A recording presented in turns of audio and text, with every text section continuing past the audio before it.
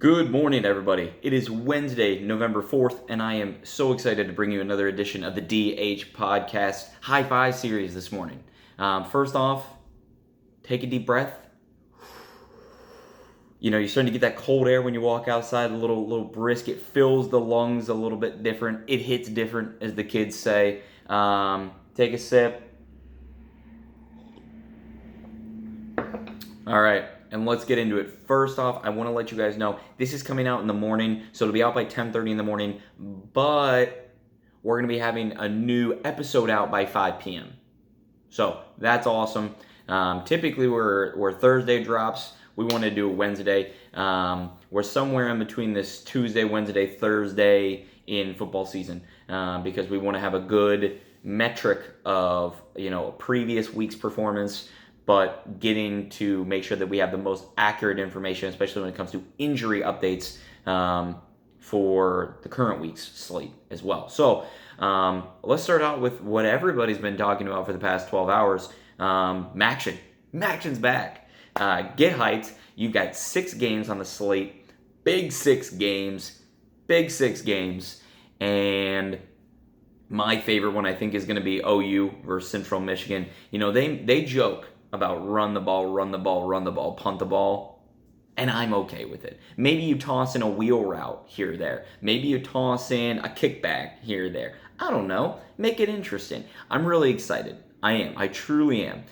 The only thing I'm disappointed in is the lack of attention that it's getting on main media. So, breaking, essentially, I need it more on ESPN, and I need it more on CBS. You know, you got a game on ESPN2 or a game on CBS Sports over here. I need it ESPN, ESPN2, ESPNU. I need my day filled with MACtion like it's nobody's business. So that's one thing that I'm slightly disappointed in. But if you got an ESPN package, you'll most likely be able to get all of it. It's on ESPN Plus over here, ESPN3 over here, whatever. You guys don't care. I don't even have cable. So I get to use my ESPN Plus to get all of this stuff coming in as well. I'm excited for 2 of them.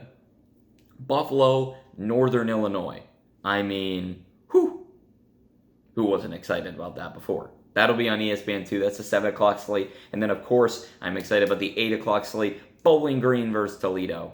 Whew. There you go, folks. I am excited about MACtion. I hope you are as well. I heard some rumblings on the timeline of MACtion being back. I don't care. And I know it's not today anyway. I still don't care. There it is. There you have it. Keeping on the football train here, people have been asking, well, Nick, what about politics? You gonna, what are you tweeting about? What are you doing? What's the gabagool? No, it's not this business. The only thing I have to say is that Tommy Tuberville flipped a seat that was always red, and then it turned blue after a special election, and then he flipped it back. So for those of you that don't know who Tommy Tuberville is, he is a former head coach, college football head coach, I should say. And also Gonzalez, who went to Ohio State and then was a wide receiver for the Colts, also won his re-election campaign as well. So now so more than ever, you're seeing this weird sports politics mix. Take that as you will. It's just a fact. You have more former athletes, former head coaches, former owners, managers, GMs that are running in political climates. So it's just a fact. Take it as you will. Antonio Brown is back, and he is active for this Sunday.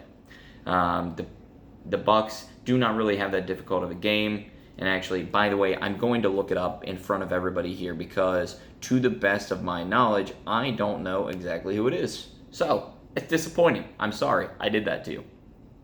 Let's see. We have got... the Saints.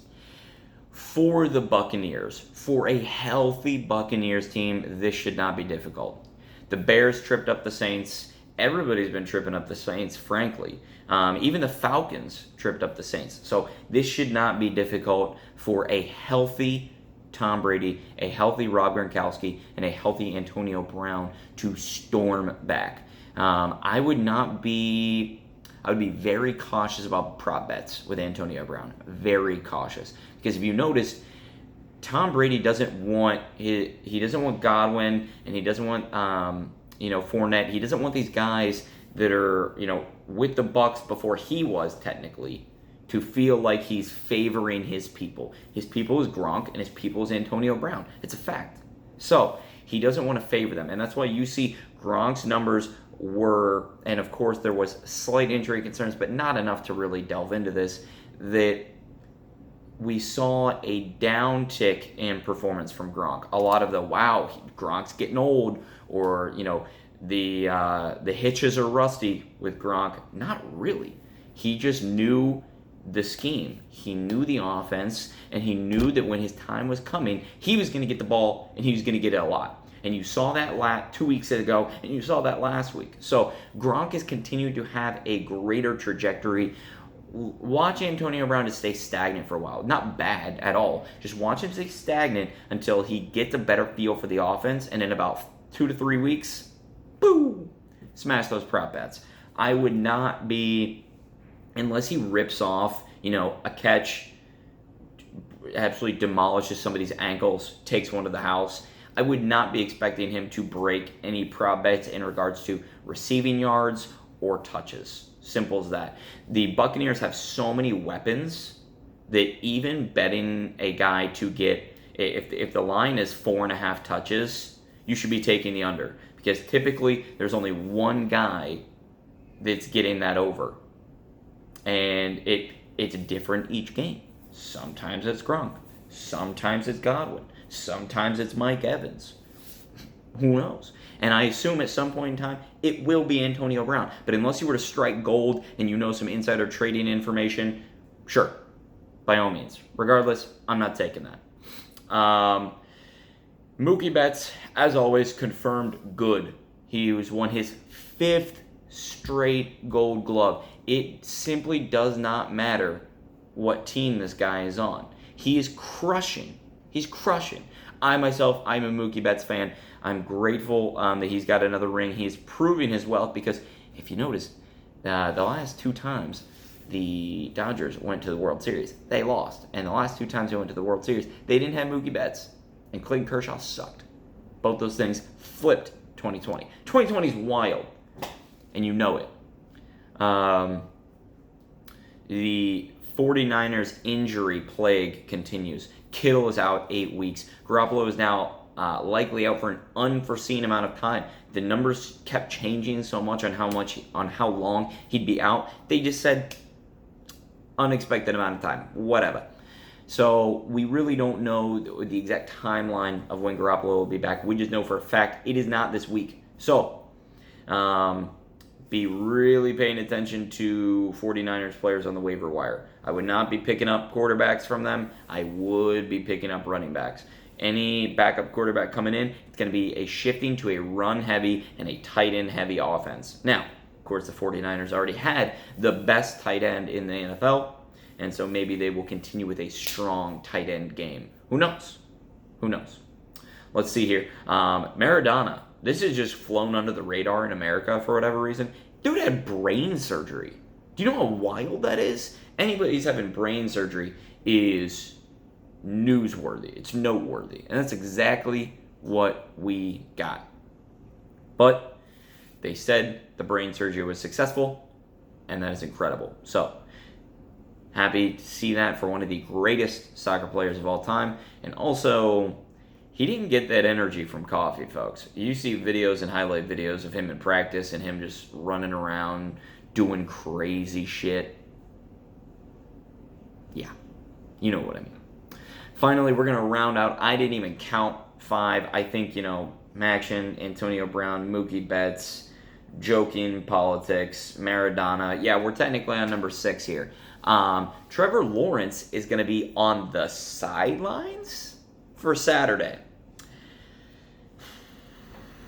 Okay, so the ACC follows the CDC guidelines.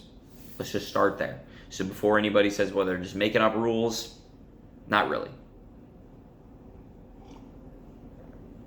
Now, the question becomes, why?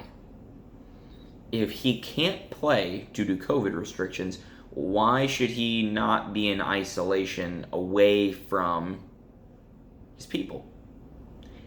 And if he's active, why in the hell isn't he playing? I'm confused. By Friday, this will most certainly be an update as we go into a packed Saturday slate. All right, everybody. I'm grateful for you all taking the time. We will see you later on this afternoon with a fat brand new episode. We will see you again on Friday for another edition of the Hi5. I'm grateful to you all for taking the time, and we will catch up soon. Thanks, everybody.